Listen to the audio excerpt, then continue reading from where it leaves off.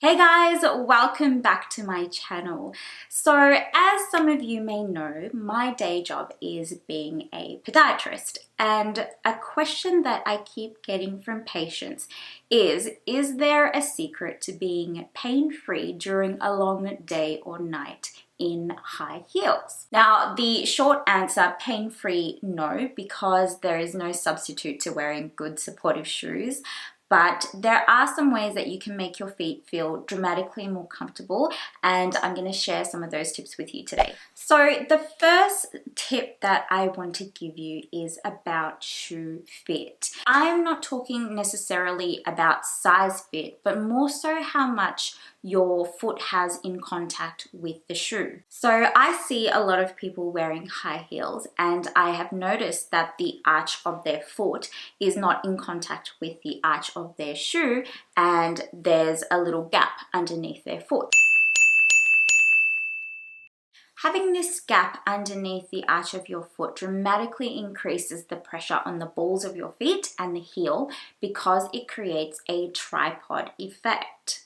When more surface area of your foot is in contact with the shoe, it actually redistributes the pressure much more evenly and to other regions, making it much more comfortable for your feet. Now, if you've checked your heels and your favorite pair of heels has this gap underneath the arch of your foot and the shoe, there are ways that you can minimize that space. So one way is adding a jelly insert just to that portion of the shoe and stick it on to the shoe.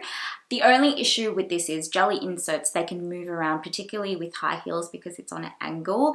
And because you're adding an insert inside, it takes more room up in the shoe, which can then lead to pressure in other areas such as the toes. So speaking of pressure brings me to my second tip, and one of the biggest complaints that I hear my patients experience while wearing high heels, and it is the pain that they experience at the balls of the feet.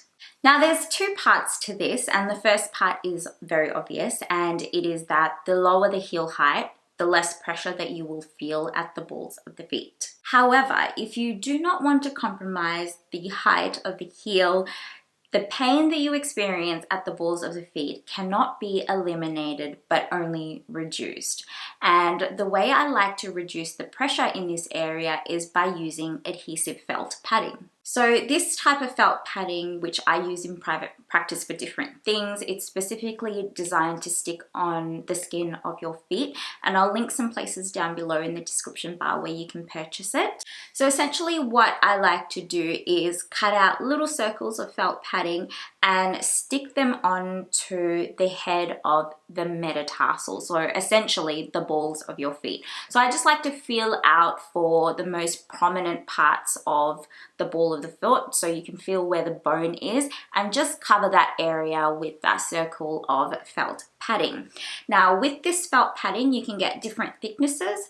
7mm is usually pretty good for most people, but if you do find you have like a shallow shoe and you don't want it to be too thick because it's going to make your foot feel really tight in the shoe, you can bevel down the edges of that circle and make it a little bit thinner.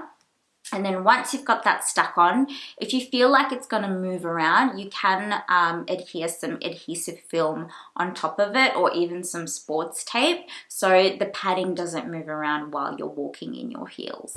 So the final piece of advice I have is for blisters and preventing blisters. I know that this can be particularly useful when you're breaking in, say, a new pair of patent leather heels. I know that there are blister pads out there that you can use. I personally don't like them because of the thickness. They come in a pretty standard size. You can't really customize it, and the color of them drives me nuts. They are supposed to be a flesh tone, color, but for people with deeper skin tones, it's very conspicuous that you're wearing something on your foot, and it just doesn't look nice. So I like to use something called Opsite, and I use this in private practice to make dressings waterproof. But I like this for blisters because it is clear, so any skin tone basically can wear it. It's very, very thin, and thinness is important when you're trying to protect an area from friction, because you don't want something that's going to take up more room in the shoe, because that can actually cause blisters somewhere else or more pressure in other areas. The third thing is it comes in a roll, so you can cut off as much or as little as you want, and you can really customize it. So you can cut out a really thin piece or a really, thick or fatter piece. Oh, thanks, Prasad, for all ruining my video as usual. And that brings us to the end of the video. I hope you found these tips and tricks useful, and I hope you found this video informative.